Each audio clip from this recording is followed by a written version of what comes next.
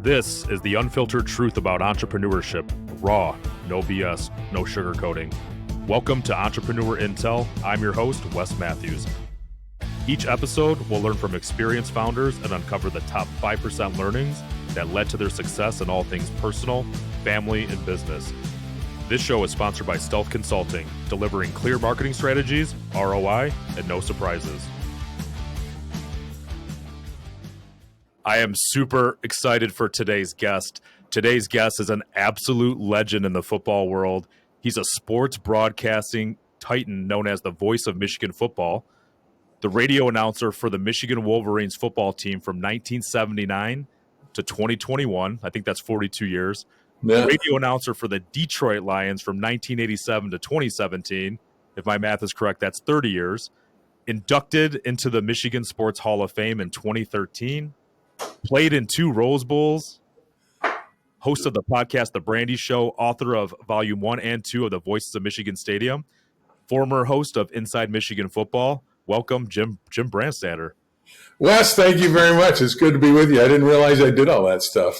Man, I'm busy. I got to tell you, I interview a lot of people. I was a little bit intimidated and a little bit nervous to get you on today. So I'm definitely gracious that you were able to come on because there's a lot going on with Michigan football and the Lions, and you're probably the best wealth of knowledge on these topics here. I was going to say, you sure picked a good time to do this podcast and to interview me because Jim Harbaugh just left Michigan to go to Los Angeles to go to the NFL after winning a national championship. The Lions are in an NFC championship game against San Francisco. By the time we get this out, that game will be decided. But, yeah, it's a really big time in the state of Michigan for football and kind of right in my wheelhouse. So you've been in this for around 50 years. You've been in this arena. Like what's like one of the most important lessons you've learned? You're now retired, but like what are a couple big nuggets like reflecting back in this whole journey of yours? I guess the biggest thing is never stop learning or never stop trying to learn. It's like it goes back to football and Bo Schembechler, who I played for. He said he always used to tell us that never be satisfied with what you're doing. Make sure that you're better tomorrow than you were today. And then part of that is learning. And I did that in broadcasting. I did it during my 31 years at the Lions and all the years at Michigan. I'd listen to broadcast. I'd self-scout. I'd say, hey, what are you doing that could make it better? And what do you hear from somebody else that you can learn from them to make it better? And so I think that's the biggest key for me. And I started at Channel 25 in Saginaw. And a little tiny station, we had a 4-person news department. And yet I learned from their news director and one of their reporters, there were certain tricks that they did. I kind of took with me as I went along the way. So along the way, throughout my career, there were always people that I was able to learn from and then somehow incorporate into my own style. And it kept me engaged. It's a little story. If you think you've got it, then what's to do tomorrow? And you can't ever think I've got it, I'm there. You can never think that. It's like I always tell somebody who plays golf or plays football and they say, man, I'm really good. And I said, no, there's somebody out there that's better. If you ever think that you're the best, then you've given up a few spots. That's really great perspective. I want to go back. There's something out there that I read that all of your family goes to MSU and you decide to go to Michigan.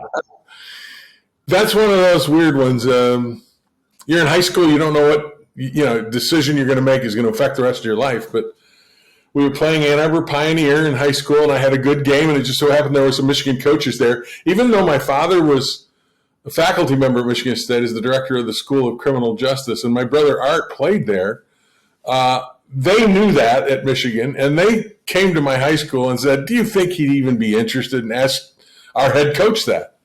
And our head coach said, I'll go ask him. So I was, I think, in biology class or something, I forget, and the head coach of football in my high school happened to be a mathematics teacher, walked in and said, hey, can I talk to Jim for a minute? And so I walked out in the hall, and he said, hey, would you be interested in talking to the University of Michigan about a possible grant and aid scholarship to play football there? Well, that was kind of out of the blue. And I hadn't any preconceived notions of where or what I'd want to do. And so when I talked to them, and Bump Elliott recruited me, and what a class guy. I was not a big Michigan State fan anyway, because my brother Art's experience wasn't as good as it should have been. And I was a 10-year-old watching him go through that. And so I thought, I'll listen to Michigan. And then I got up to visit campus, and I just loved it. And I thought to myself, even if you go up there and you're, part of the meat squad, and you don't play a lick, at least you're going to get a great education from one of the top colleges in the United States of America. Take advantage of that degree. But you'll always also have the opportunity to find out whether you could play with the big boys in the Big Ten, which was on the back of my mind too. And I've always loved a challenge. I've always loved to, hey, are you good enough? Well, let's find out. And like I said, when you're 17, you make that decision. You don't know it's going to affect you the rest of your life, but this one did. It created a career for me. It created lasting relationships, and it got me into broadcasting. And ultimately, I owe so much to my time at the University of Michigan and playing football there. So, and my mom and dad and my brother never tried to steer me to Michigan State. That's the beauty of my family. They were very good about, you make your own decision. You're going to have to do this on your own. And yeah, we'd love to see you at Michigan State and just across the street from where I grew up. But this is your life. You decide what you want to do. And literally 2 years after I made the decision to go to Michigan, and they had visited me and they had come to some games and they had met Schembechler, they all felt that I had made the absolute right decision for me. That's awesome. So that's 1971.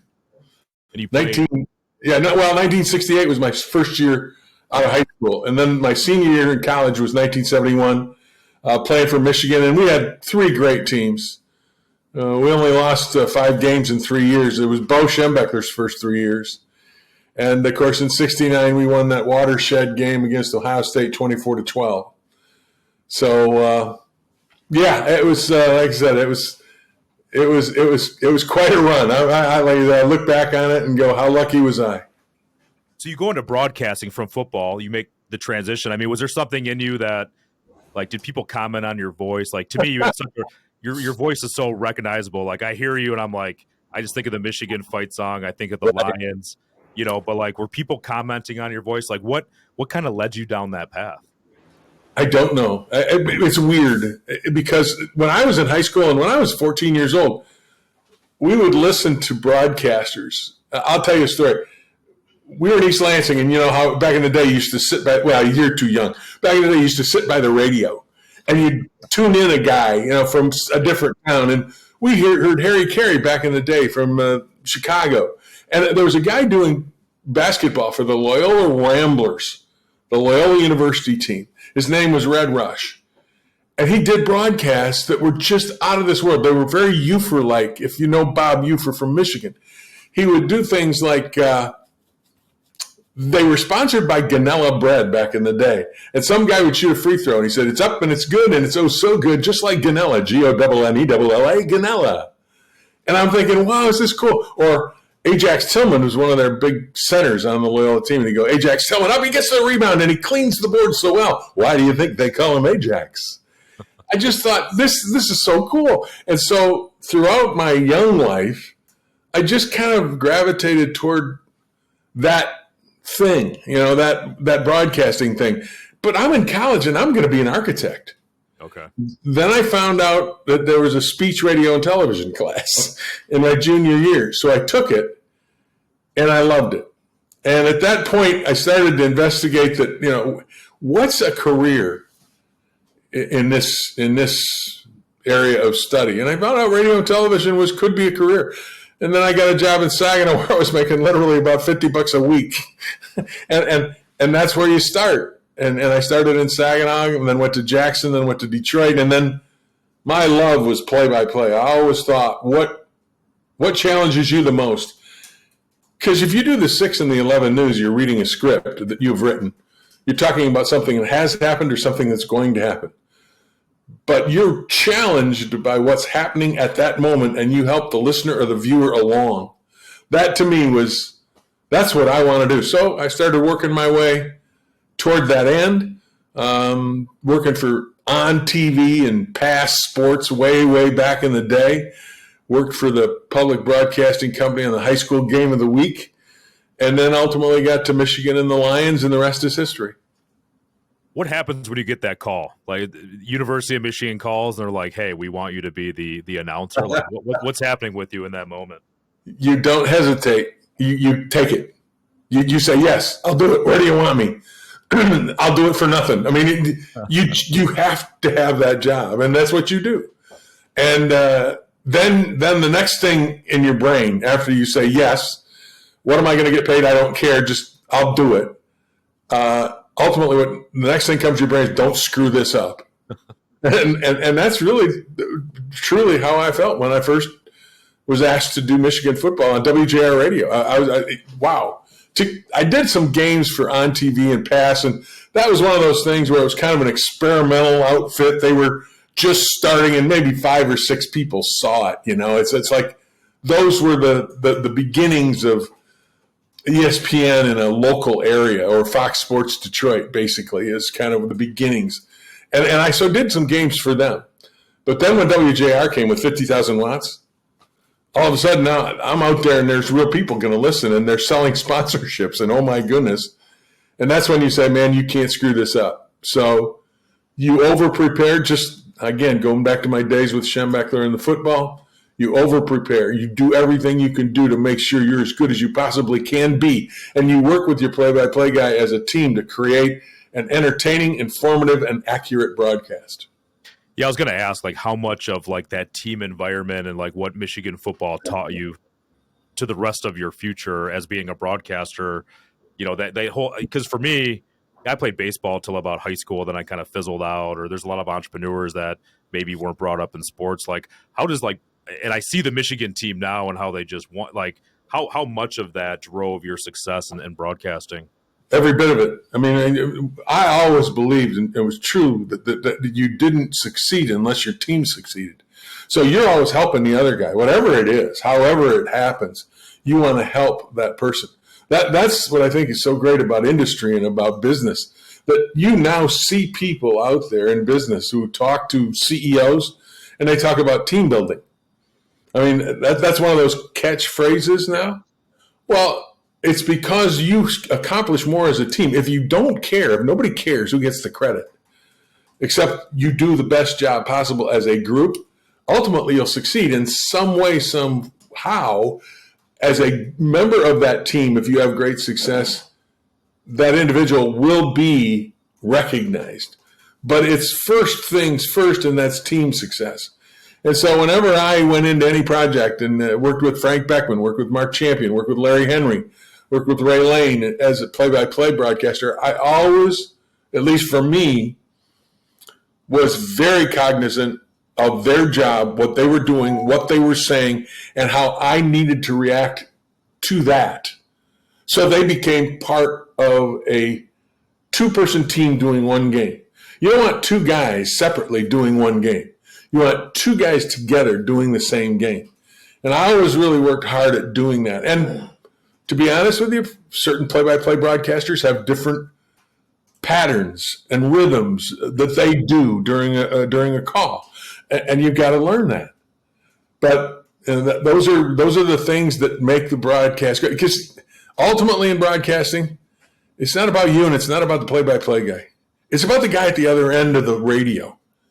If he's enjoying it, if you brought him to the stadium and he's having a great time listening to that game, that's the goal. And so that's kind of where always in the back of my head when we went to a broadcast, that's what we tried to do. That's great. So you do Michigan football, and then you get the call. Yeah. And now you're the Lions broadcaster. Like, how does that happen? Well, this is kind of a neat story too. You remember Russ Thomas used to be the general manager of the Detroit Lions way, way, way back. And again, I've had a lot of years in this business, and he used to be the general manager for the Lions and was not a well-liked personality. But I had actually gone to school with his son. And I had come to Detroit as a broadcaster, and I knew Russ real well because he had come to Father's Weekends at Michigan in the fraternity, and we got to know him and all that. And I'd interviewed him as a general manager of the Lions when I was working at Channel 4. Well, the Lions wanted to do a new play-by-play team, and they hired Mark Champion out of Tampa. And I had already done the games with Frank and Charlie Sanders on WJR, but the game switched to a different radio station. And I still wanted to do the games because at the time I was only freelancing, and that was the only job I had was Michigan football. And if I keep doing the Lions games and Michigan replay, those were my three things that I did. That was helping me become financially and economically successful.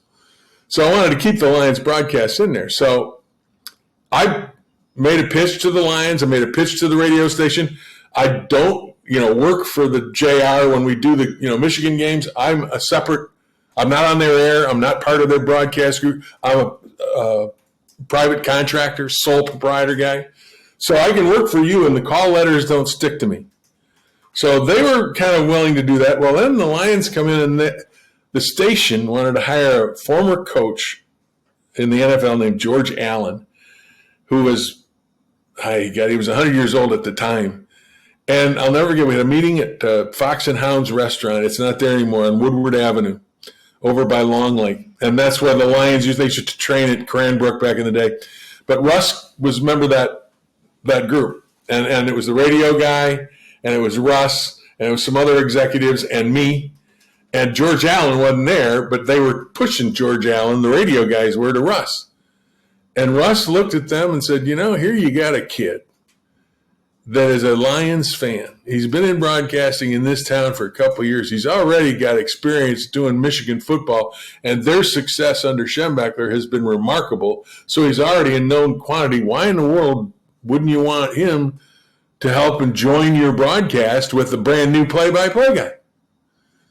Well, the radio guys are still trying to get George Allen, and Russ was a hard man. And he said, no, George Allen, that ain't going to work.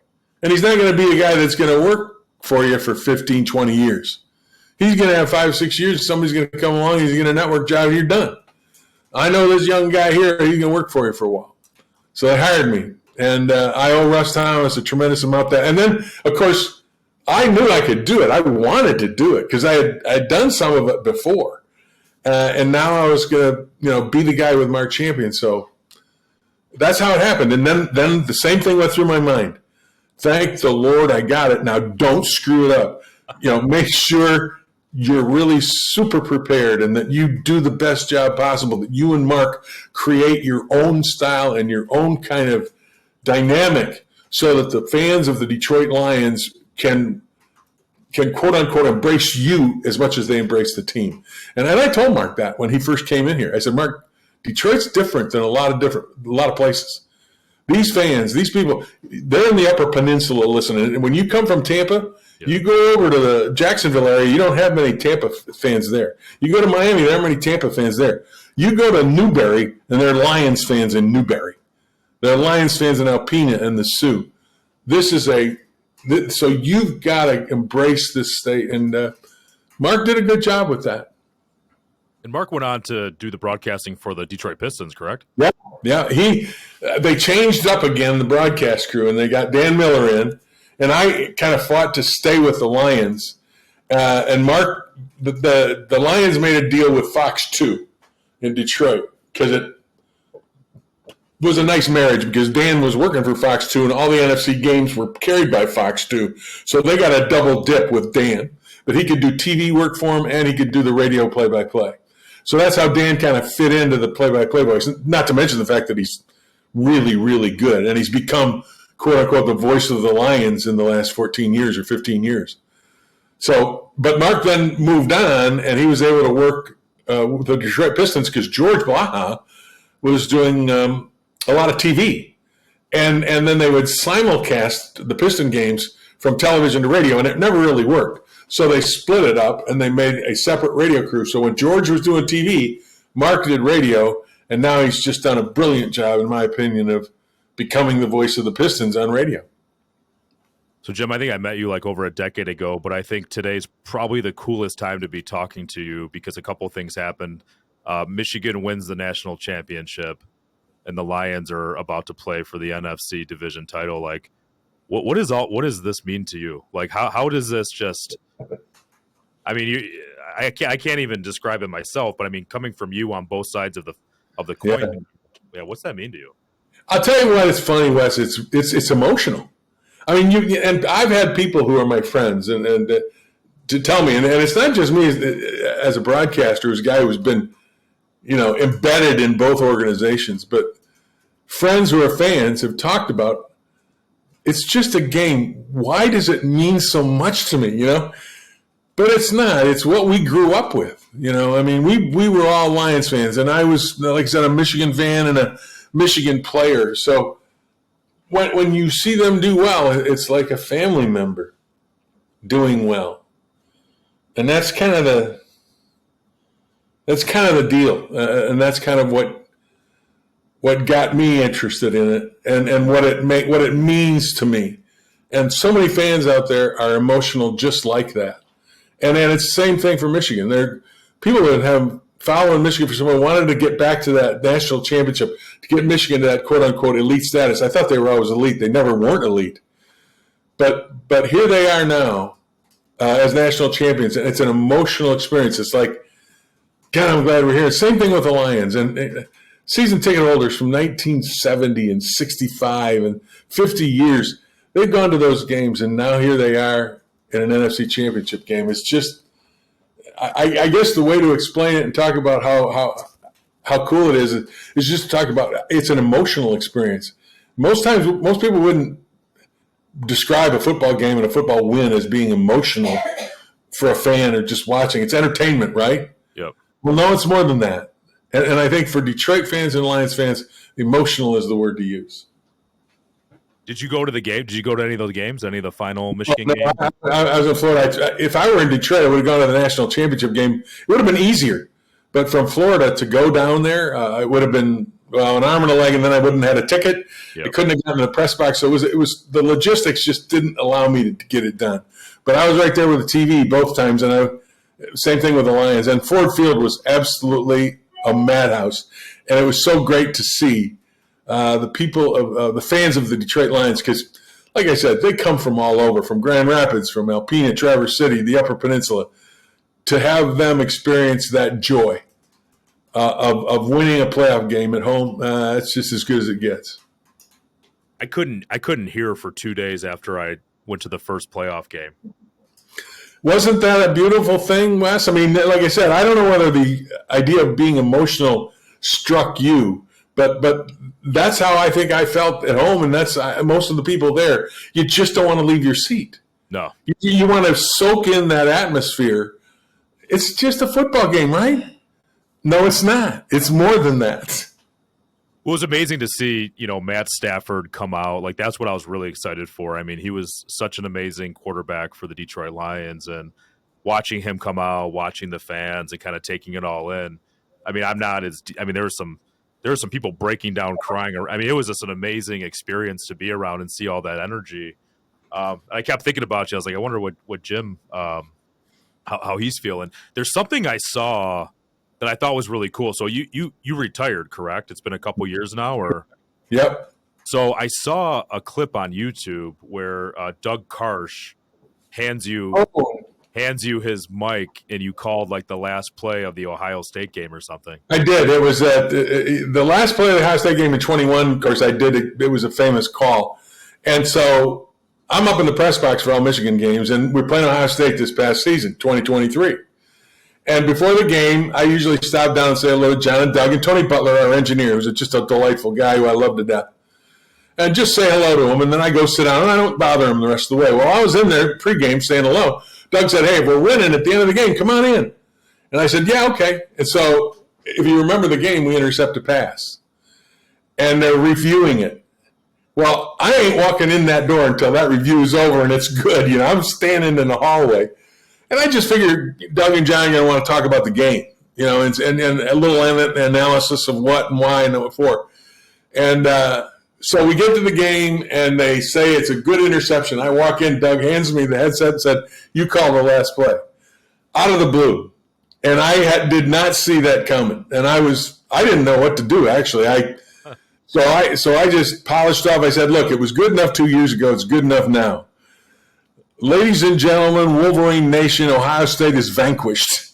Michigan will go to Indianapolis and play for the Big Ten championship, their third straight.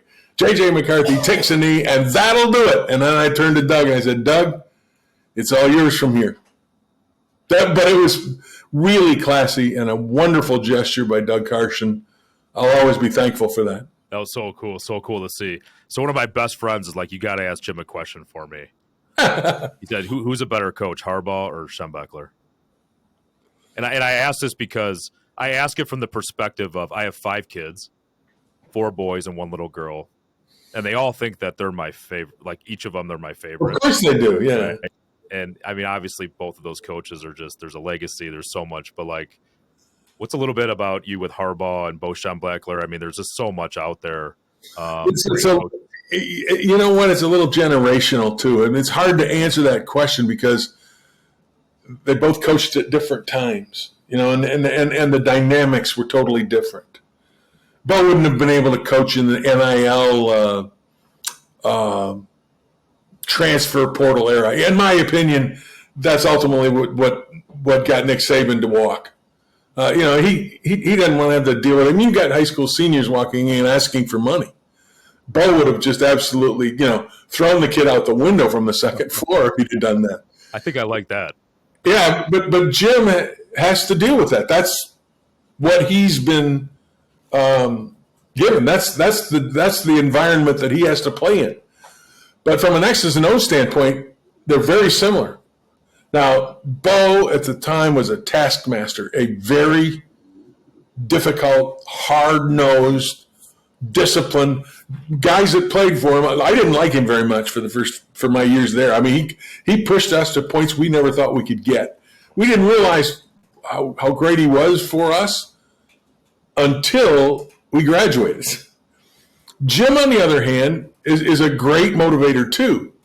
And he has to be, and he's a great recruiter because great players don't come unless you can convince them to come. And he's got great players, but he gets them to play. And this year, I think, was the greatest. This is where they're similar. You take a divergent bunch of guys, all right, and you tell them, okay, pack up your personal stuff and put it in the locker. You're playing for Michigan. You're playing for the team. They both did the same thing. So that's why they're similar. X's and O's standpoint, they're also very similar. They believed in running the ball and stopping the run and playing with a very, very hard stop the run defense, physical. And so both of them believed in that stuff. And Jim learned that from Bo. But I think that it's the environment that they navigated while they were coaching that separates them. And I don't think you can say one's better than the other.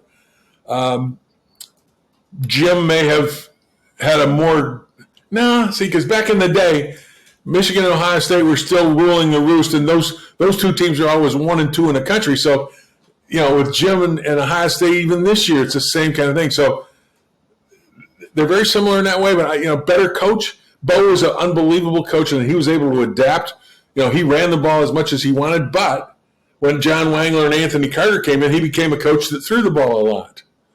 And then Jim wanted to run, even though he's got great receivers. He made sure that Blake Corum and Donovan Edwards got their time. So I think they're both very similar. To call them better is difficult because it's a whole different era. It's like you're a baseball guy. It's like comparing baseball guys and players. Would DiMaggio be any good today? Yeah. You know, and would Pete Rose be any good today? You know, there's a different kind of dynamic. Pitchers, Mickey Lolich, would he be a guy today? I mean, imagine Mickey could have probably pitched until he was 50 if he only had to pitch 7 innings. I mean, you're probably the best subject matter expert. Like, what is like the NIL and transfer portal? Like, what's actually changed in college football? You know, that NIL and transfer portal and kids now coming out of high school asking for money. Like, what's actually gone on there? Well, what's actually changed is, and I hope we don't lose this, but we've kind of lost the educational component. Okay. I mean, seriously, when I was a kid, when you were young and you went to school wherever it was, to get a degree. I went to school to get my degree from the University of Michigan. I didn't go there to play football. Okay. And if I didn't play my sophomore year, I didn't look around and say, oh, I'm going to go over there and play. I was locked in. I was going to play at Michigan. I was going to get my degree from Michigan.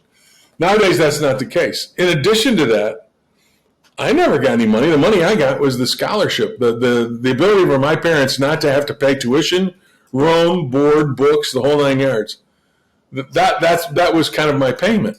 It was my parents benefited because they didn't have to pay for all that stuff. And nowadays, it's almost a little like, I don't want to call it semi-pro, that these kids now come to school and they become free agents after a year.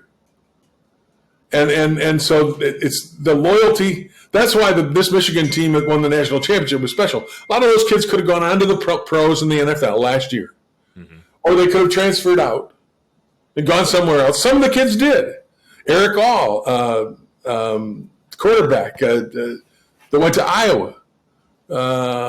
They transferred out. But the nucleus of kids stayed at Michigan to play for Michigan. They made NIL money. It wasn't that they didn't benefit from that, but their driving focus and their driving idea was that they wanted to win for Michigan and win a national championship. And I think that the difference is that the motivation of why you're there has somehow changed for some. And like, for instance, I mean, I think about this. There's a great young quarterback, not young anymore, but he started at Clemson, Ugalele. He was a 5-star guy.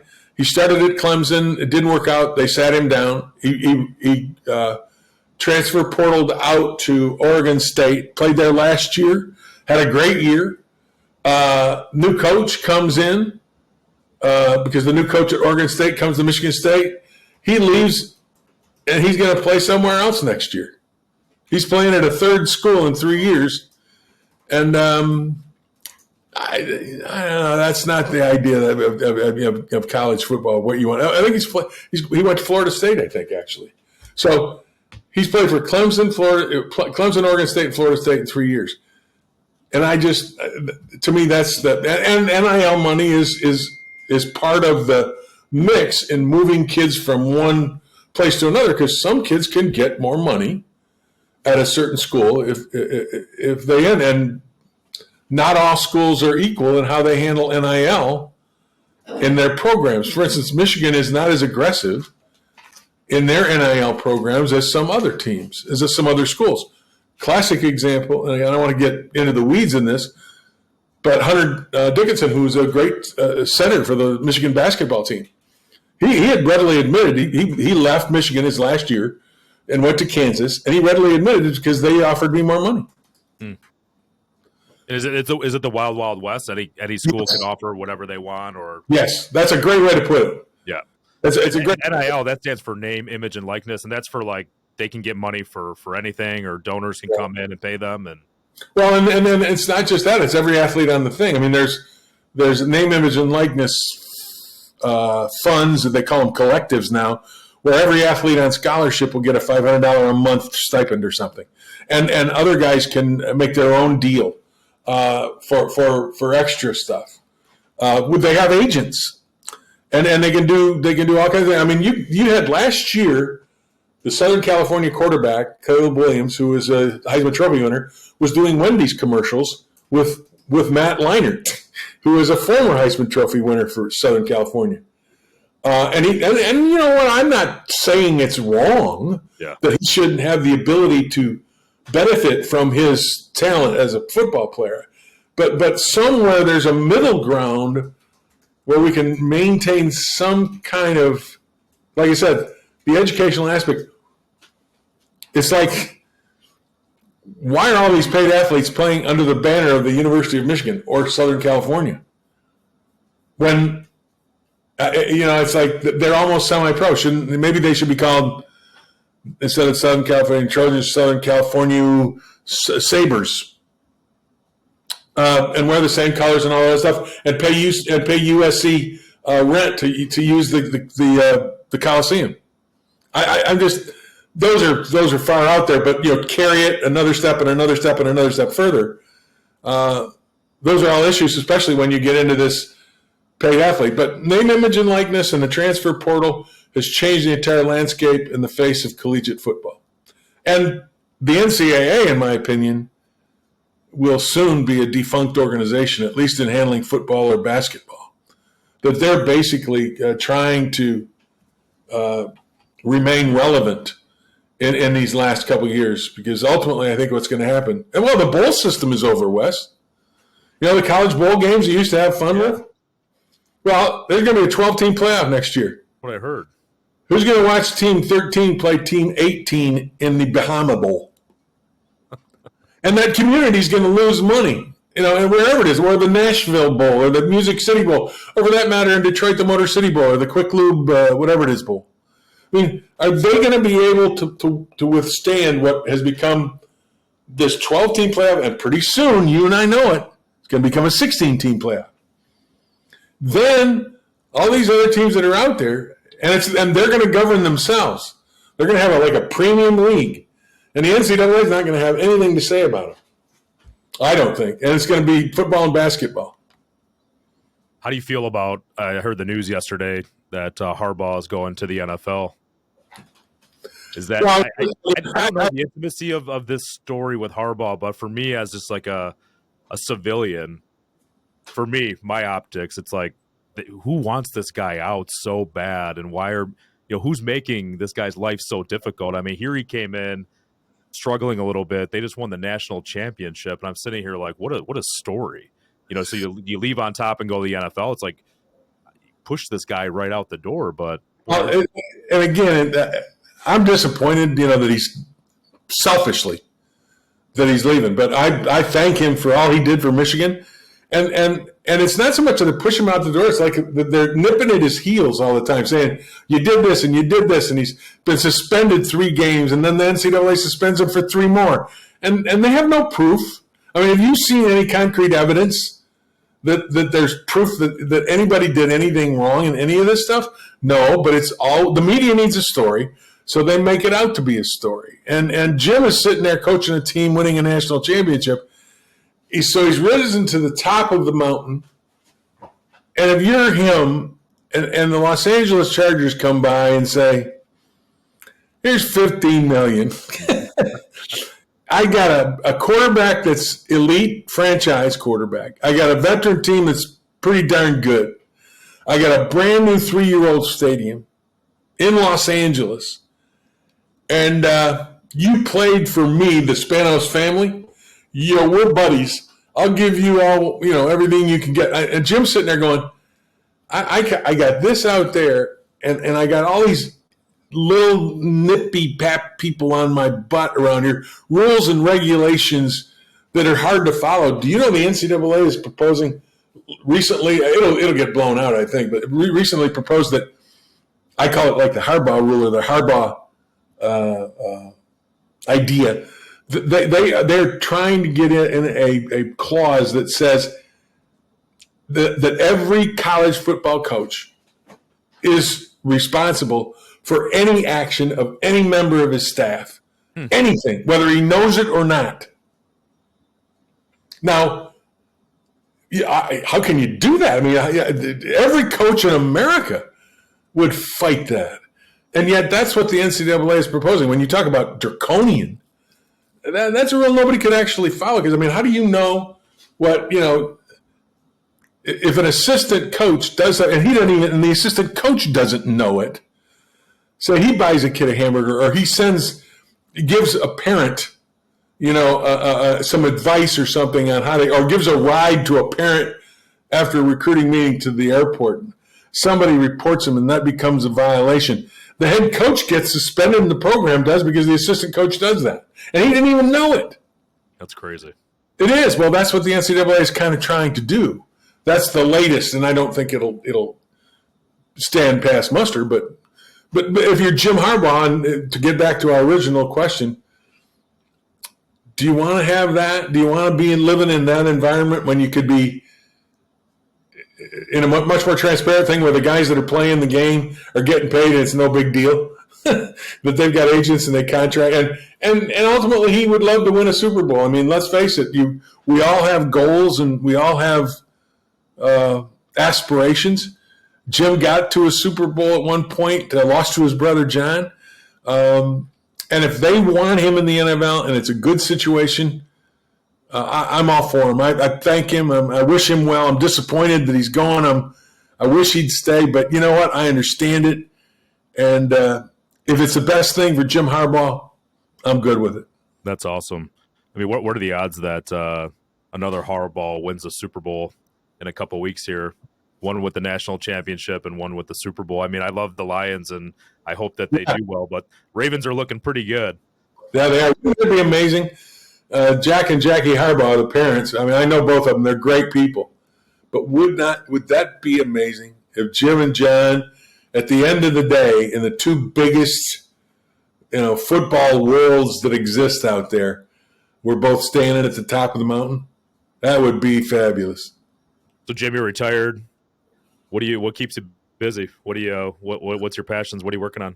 Hanging out with guys like you. and I'm kind of, I don't, when I retired, I didn't want to go away and die. I didn't want to disappear.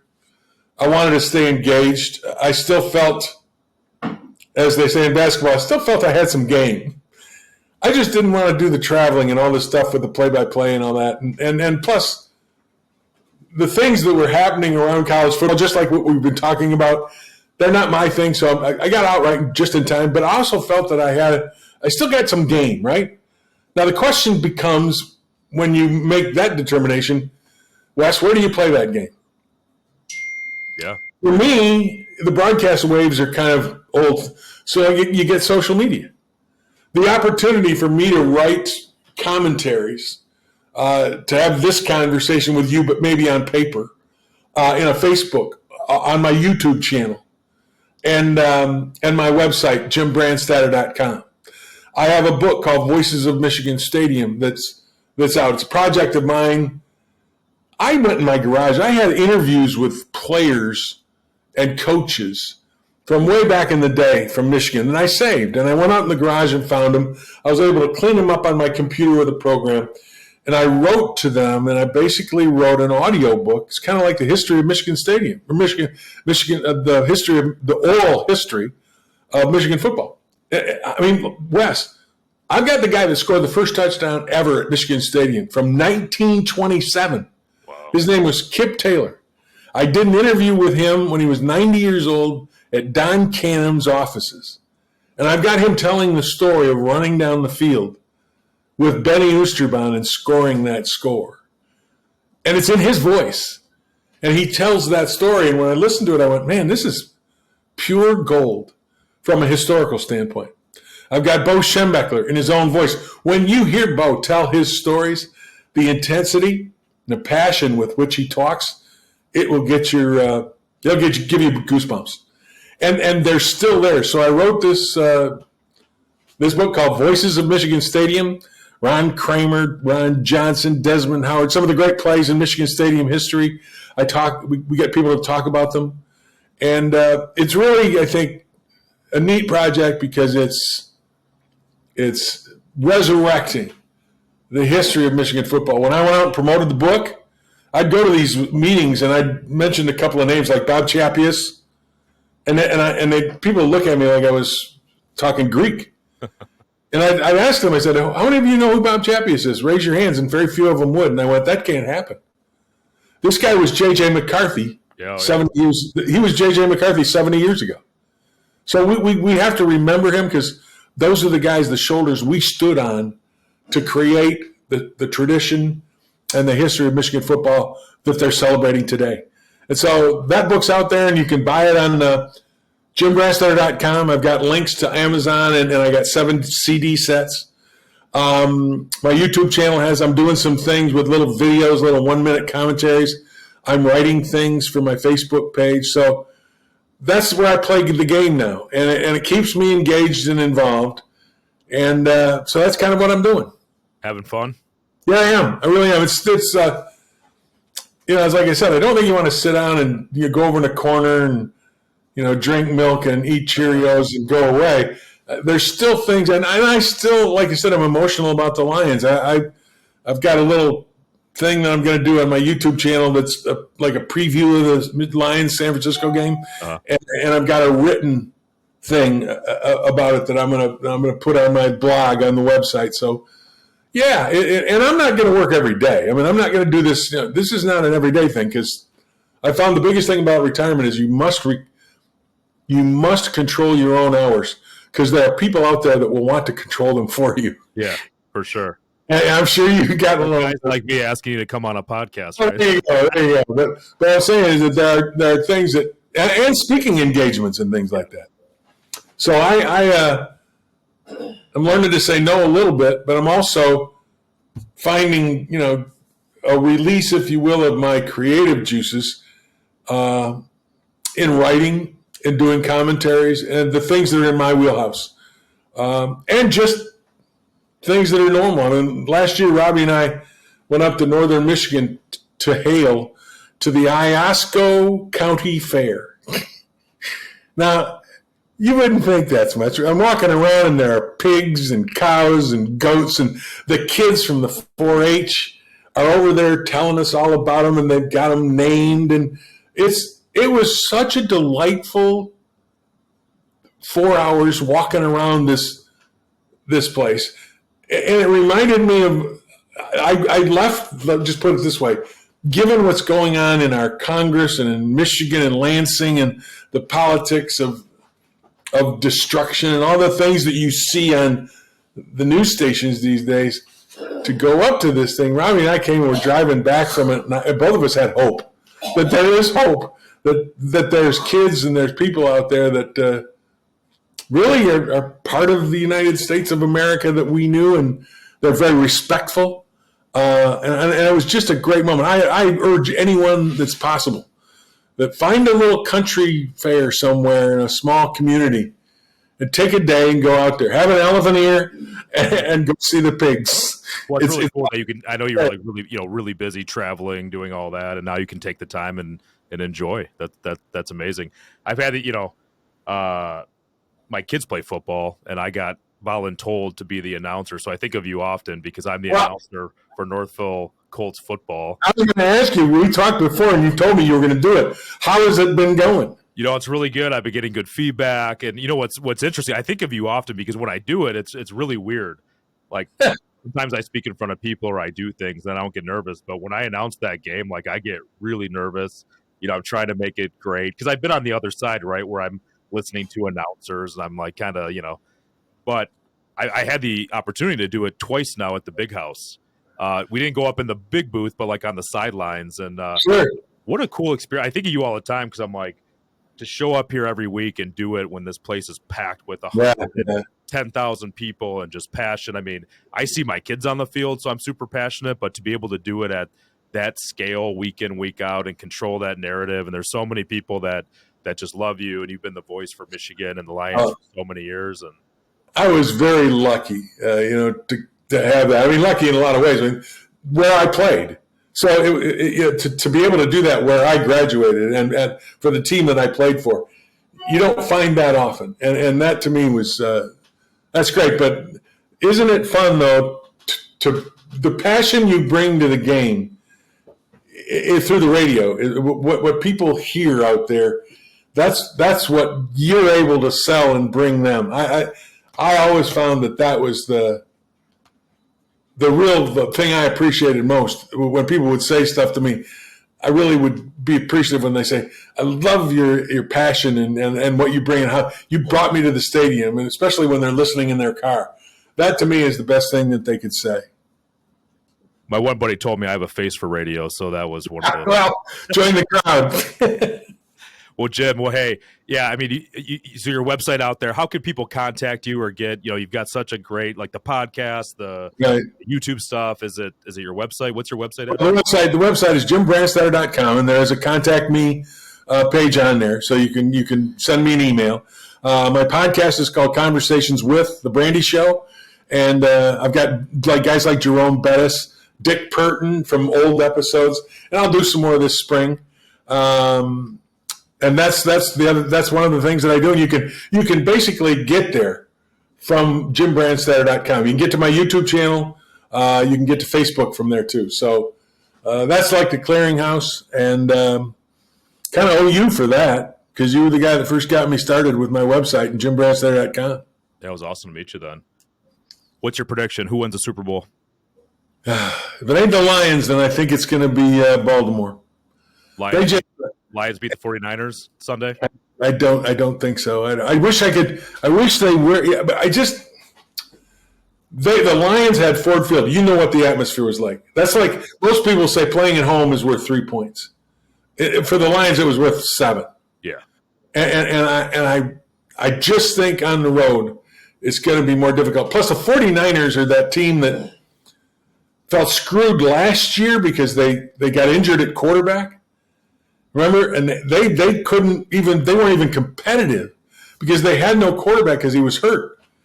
And I think they feel that the football gods owe them something, and they're playing at home. Yep. So I do give the edge to San Francisco without alienating any Detroit fans. I'd love them to be there. But I also think that Lamar Jackson for Baltimore has been like otherworldly this year. Yeah. And if he has a Lamar Jackson game in the AFC Finals against Patrick Mahomes and the Super Bowl, I don't know whether there's anybody can beat them. Well, enjoy the next couple weekends. A lot of great football. I really appreciate you taking the time, Jim. Always a pleasure, and I thank you so much. And I'm going to let you get back to retirement, enjoying the good life. Thanks, Wes. Anytime. It was great talking with you. You take care. Thanks, Jim. Appreciate it. This has been another episode of Entrepreneur Intel. Thank you for joining us. For show notes or other episodes, please visit us at entrepreneurintel.com. Until next time.